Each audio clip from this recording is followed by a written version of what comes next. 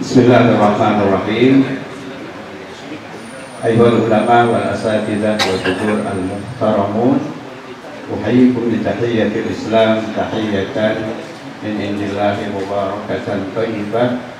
Assalamu alaikum warahmatullahi wabarakatuh. Hamdan wa syukran lillah, salatan wa salaman ala rasulillah wa ala alihi wa sahbihi wa man nasarahu wa wala wa ba'du. Rabbi shrah li sadri wa yassir li amri wa hlul 'uqdatam min lisani yafqahu qawli. Subhanaka la ilma lana illa ma 'allamtana innaka antal alimul hakim. Al-Fatihah. Allah yaftahu alaina futuhal arifin wa yufaqqihuna fid-din wa yarzuquna kamal ikhlas wal yaqin. Bismillah ar-Rahmanir Rahim. Al-aminin wa masyayna fid-din wa walidai hadirina fi hadzal masjid wa ila al-muallif hadzal kitab syawlillahi lahumul Fatihah.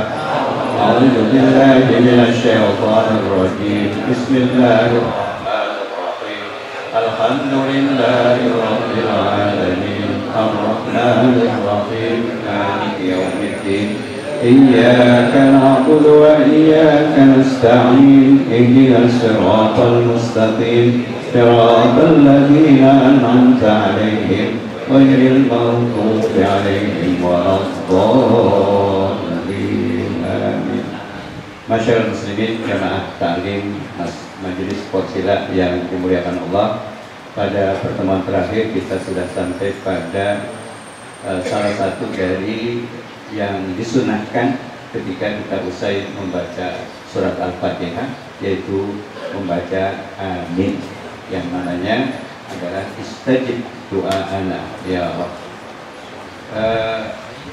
Pagi ini kita akan lanjutkan hadis yang ke-227. An Abdullah ibn Abi Awfa radhiyallahu anhu qala ja'a rajulun ila Nabi sallallahu alaihi wasallam faqala inni la astati'u an akhudha min al-Qur'ani syai'a fa'allimni ma yujzi'uni minhu. Faqala qul subhanallah walhamdulillah wa la ilaha illallah wallahu akbar wa la haula wa la quwwata illa billah. Illa billahil aliyyil azim. Al-hadis rawahu Ahmad wa Abu Dawud wa Nasa'i wa sahahahu Ibnu Hibban wa Daruqutni wal Hakim. Yang artinya An Abdullah bin Abi Awfa. Hadis ini diterima dari Rasulullah oleh sahabat Abdullah bin Abi Awfa radhiyallahu anhu, semoga Allah meridhai beliau. Qala, beliau berkata, yang disebut sanadnya, jadi mata rantai yang sampai kepada Rasul. Sedangkan matanya adalah ja'a rajulun ila Nabi sallallahu alaihi wasallam. Jadi ada seorang laki-laki datang kepada baginda Rasulullah sallallahu alaihi wasallam. Faqala, seraya berkata, inni la astati'u an akhudha minal Qur'ani syai'an. Wahai Rasulullah, aku tidak mampu saya mengambil, maksudnya membaca atau menghafal sedikit pun dari Al-Quran. Jadi ini orang baru masuk Islam, sama sekali nggak bisa baca Al-Quran, nggak ada yang hafal, termasuk Al-Fatihah belum hafal. Yang kita sebut apa? Mu'allaf. Benar-benar orang baru kenal Islam dan masuk Islam. Maka bertanya kepada Rasul, selaya mengadukan kepada beliau bahwa saya tidak mampu membaca, menghafal sedikit pun dari Al-Quran, syai'an min Al-Quran. Maka kemudian beliau minta kepada Rasulullah, fa'allimni ma yujzi'uni minhu. Tolong ajarkan kepadaku, wahai Rasulullah sallallahu alaihi wasallam, sesuatu yang yujzi'uni, asalnya membalas aku, artinya membuat sholatku itu sah. Quran gak ada yang hafal, boro-boro Quran semuanya, Al-Fatihah gak hafal. Nah, bagaimana supaya sholatnya sah, kata laki-laki yang mu'allaf ini. Faqala, maka Rasulullah kemudian merespon pertanyaan itu seraya menjawab dengan sabdanya, Qul subhanallah walhamdulillah wala ilaha illallah wallahu akbar wala haula wala quwwata illa billahil aliyyil azim. Jadi kalau kamu nggak bisa Al-Quran sama sekali, nggak ada yang hafal sama sekali termasuk Fatihah, maka ketika kamu sholat baca aja ini. Qul, bacalah, ucapkanlah, katakanlah, lafalkanlah apa? Subhanallah, maha suci Allah, walhamdulillah, segala puji bagi Allah, wala ilaha illallah, dan tidak Tuhan yang wajib disembah dengan hak kecuali Allah. Allah, wallahu akbar, Allah maha besar, wala haula wala quwwata, tidak ada daya dan tidak ada upaya, illa billahil aliyil azim, kecuali dengan pertolongan Allah yang maha tinggi lagi maha agung. Hadis diriwayatkan oleh begitu banyak para perawi, yaitu Imam Ahmad, Abu Dawud, Nasa'i, dan oleh Ibnu Hibban dan Daruqutni, dan oleh Hakim. Hadis ini dianggap sahih. Jadi yang terakhir ini kita sebut rawi, orang yang mencatat hadis ini, mengkatwin ini dalam kitab-kitab mereka. Nah, antara yang pertama yang bertemu Rasulullah, yang notabene mereka adalah para sahabat, dengan para pencatat tabi'in itu cukup panjang. Kita tidak sebutkan rangkaian mata rantai itu karena kebanyakan, bisa jadi mata rantainya atau saatnya lebih banyak. Oleh karena itu dalam kitab-kitab semacam ini kita ambil pongkol dan ujungnya.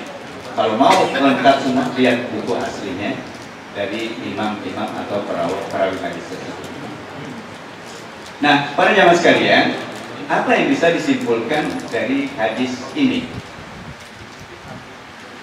Yang pertama, bahwa apabila seseorang sama sekali tidak memiliki hafalan Al-Quran karena memang dia baru masuk Islam, yang kita sebut mu'alaf, ataupun belum ada orang yang mengajarkan dia untuk membaca Al-Quran, atau belum hafal, maka sebagai penggantinya dalam kondisi darurat semacam itu, dia boleh membaca apa yang tadi kita dengarkan, yaitu tasbih, tahmid, tahlil, takbir, kemudian hauqah yang kita sudah hafal semua.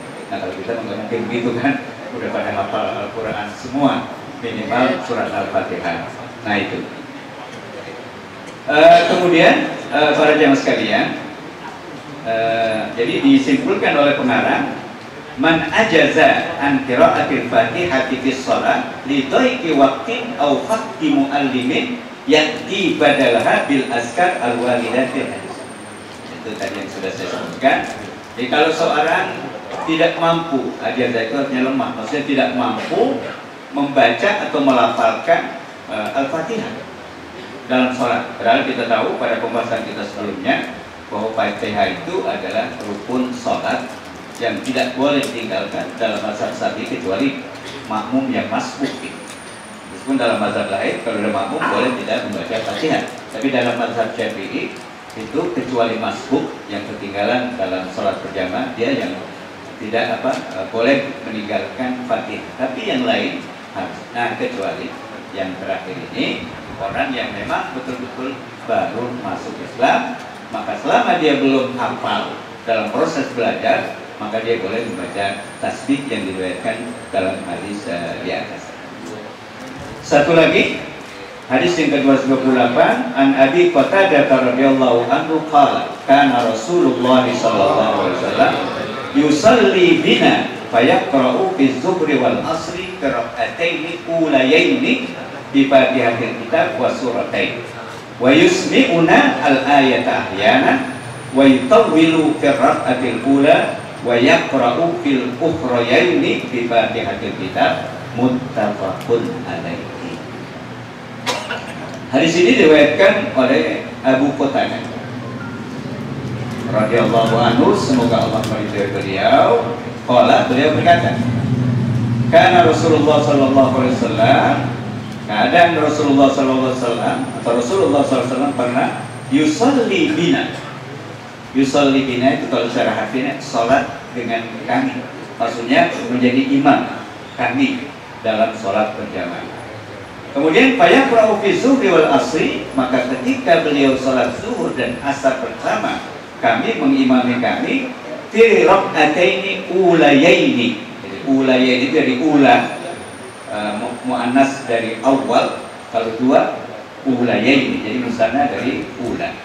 Jadi pada dua rakaat pertama, baik dalam salat zuhur maupun dalam salat asar, yaitu apa?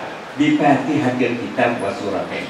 Beliau selalu membaca Fatihatil Kitab, atau disebut surat Al-Fatihah atau Ummul Quran atau Ummul Kitab. Kemudian wa surataini, setelah itu disambung dilanjutkan dengan dua surat, yaitu pada rakaat pertama dan rakaat kedua. Wa yusmi'una al-ayata ahyana. Kalau sami'a mendengar, kalau asma'a memperdengarkan. Jadi beliau memperdengarkan kepada kami ayat kadang-kadang. Maksudnya kedengaran kadang-kadang kepada makmumnya, meskipun sholat zuhur maupun sholat asar. Tentu nanti kita jelaskan kenapa kok padahal sholat itu sholat sirriyah. Tapi Rasulullah kadang-kadang, tidak selalu, yaitu memperdengarkan bacaannya, artinya agak keras sehingga makmumnya meskipun sir dengar. Nah, tentu ada tujuan tertentu supaya para jamaah, para sholatnya tahu bahwa setelah Fatihah itu ada surat, dan kira-kira suratnya surat apa yang beliau selalu baca. Nah itu maksudnya Yusuf. Wa yutawwilu fi rak'atil ula wa yaqra'u fil ukhrayaini bi Fatihatil Kitab. Dan beliau yutawwil, dari tawwala yutawwil. Kalau tawwil panjang, kalau tawwala itu artinya memperpanjang. Memperpanjang fi rak'atil ula, pada rakaat pertama. Maksudnya bacaan suratnya untuk rakaat pertama itu agak panjang ketimbang rakaat kedua. Nah ini salah satu dari sunnah. Kemudian wa yaqra'u fil ukhrayaini, ukhrayain dari musanna dari ukhra, ukhra yang lain, dari akhor kalau misalkan. Nah beliau juga membaca pada dua rakaat terakhir dalam sholat zuhur maupun dalam sholat asar apa? Bi Fatihatil Kitab, yaitu Al-Fatihah doang pada rakaat ketiga dan rakaat keempat. Sedangkan pada rakaat ke-1, pertama dan kedua, baik dalam sholat asar maupun sholat zuhur, artinya dua rakaat pertama, di samping membaca surat Al-Fatihah juga meskipun sir tetap membaca surah. Nah itu maksudnya kenapa Rasulullah kadang-kadang juga memperdengarkan, supaya jangan beranggapan karena sir ini bacanya Fatihah doang gitu. Nah, jadi tetap sama dengan sholat jahar. Kalau di dua rakaat pertama bacaannya, yaitu di samping Al-Fatihah yang memang rukun, juga disunnahkan membaca surah. Sedangkan pada rakaat dua terakhir atau satu dalam sholat maghrib itu hanya dianjurkan, itu pun bukan wajib, yaitu membaca surah, salah satu surah dari Al-Quran. Kemudian juga bedanya, kalau pada rakaat pertama baca surahnya itu agak panjang, sedangkan rakaat kedua agak pendek. Begitu juga urutannya. Ya kadang-kadang kan kita lupa ini urutannya mana dulu. Yang pertama baca kuliah, Al-Ikhlas, kemudian kedua baca kuliah. Nah itu nggak berurutan, meskipun tidak menghalangi kesolehan. Tapi afdolnya berurut dari bawah sampai ke atas, jangan pulang balik. Ini kadang-kadang yang baca Quran sepotong-potong ayatnya, kadang-kadang nggak tahu urutannya. Ini surat apa, surat apa. Nah, itu Quran afdol. Jadi afdolnya itu kita urut. Ya kalau kita baca tadi kan Khatmul Quran dari mulai Al-Hakumut rakaat pertama, rakaat kedua ya Al-Asr gitu kan. Nah jangan kebalik. Jadi jangan kebalik. Nah jadi itu salah satu sunnah ya. Jadi bukan satu keharusan, tapi afdolnya seperti itu. Termasuk tadi panjang pendeknya. Yang pertama agar lebih panjang daripada yang kedua. Nah singkatnya, karena ini kan model ceramah lagi, jadi singkatnya dua hadis saya cukup gitu. Dan ini hanya mengingatkan aja, kita sudah ngapalin semua, udah praktek semua. Tapi hadisnya mana, dalilnya mana, ini yang kita baca untuk mempertegas keyakinan kita bahwa yang kita lakukan itu sudah berdasarkan sunnah Rasulullah SAW. Maka fikul hadis atau fikul sunnahnya, kesimpulannya, istinbat hukumnya dari hadis yang kita baca itu, pertama, ini ringkasannya yang kita sebut fikih. Nah biasanya kita kan baca fikihnya aja, dalilnya enggak. kecuali para asatidz. Yang pertama, wujubu qiraatil Fatihati fis shalah. Itu istinbat hukum. Jadi wajib membaca surat Al-Fatihah dalam sholat, bahkan setiap rakaat.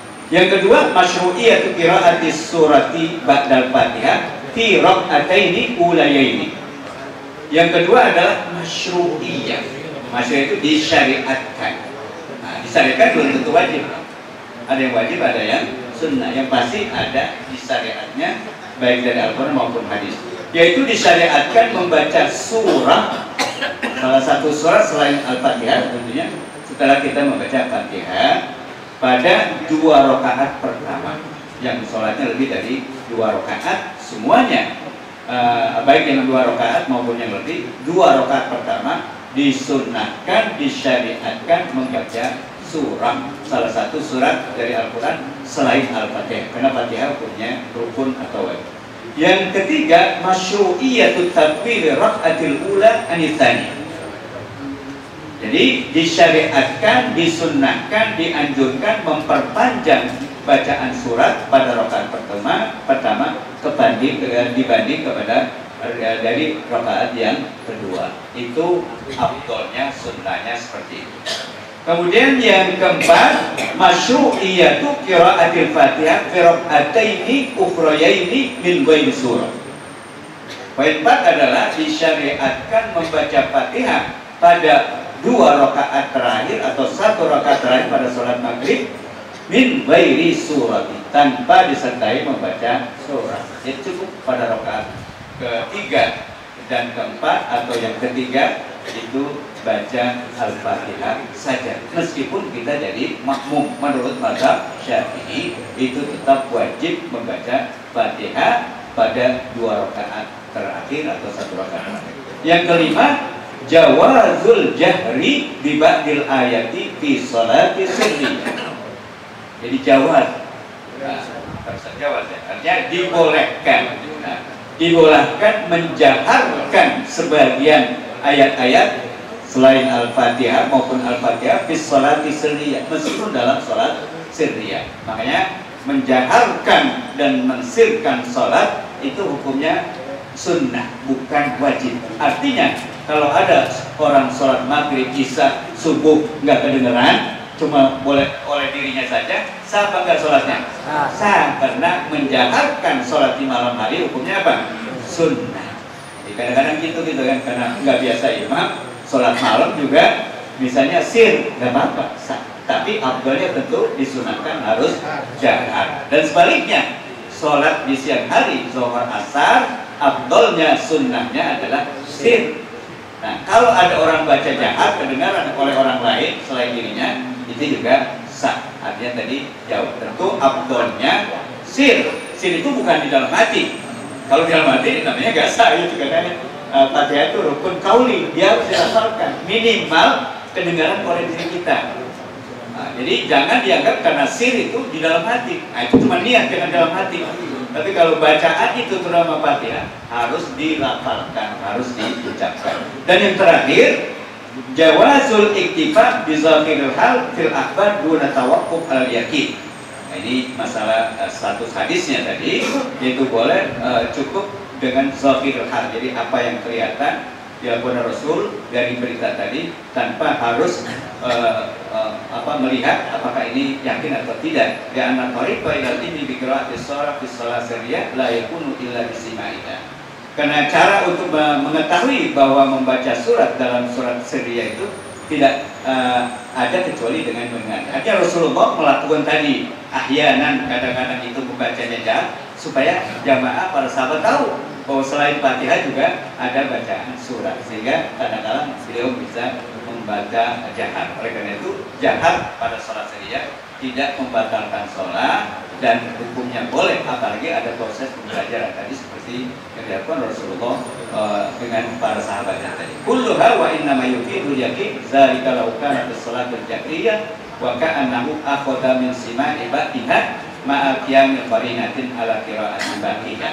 Sehingga para sahabat itu bisa meriwayatkan hadis yang dia saksikan yang dilakukan oleh Rasulullah, seperti yang kita sebut namanya hadis fi'liyah, Jadi Rasulullah tanpa harus ngomong, tapi beliau melakukan dengan membaca tadi surat Al-Fatihah di 2 rakaat pertama, dan juga baca surah selain Fatihah pada 2 rakaat pertama, dan hanya surat Al-Fatihah pada 2 rakaat terakhir, sehingga dengan demikian para sahabat bisa meriwayatkan apa yang beliau saksikan, dengarkan dari yang dilakukan oleh Rasulullah, yang antaranya kita sebut dengan sunnah fiqhiyah. Hadirin jamaah yang dimuliakan oleh Allah Subhanahu wa taala, segera itu yang bisa kita dengar dan kita sampaikan dari Rasulullah. Mudah-mudahan ini dapat mempertegas dan meyakinkan apa yang sudah kita amalkan. Amin ya rabbal alamin. Kurang lebihnya mohon maaf. Billahi taufiq wal hidayah. Wassalamualaikum warahmatullahi wabarakatuh.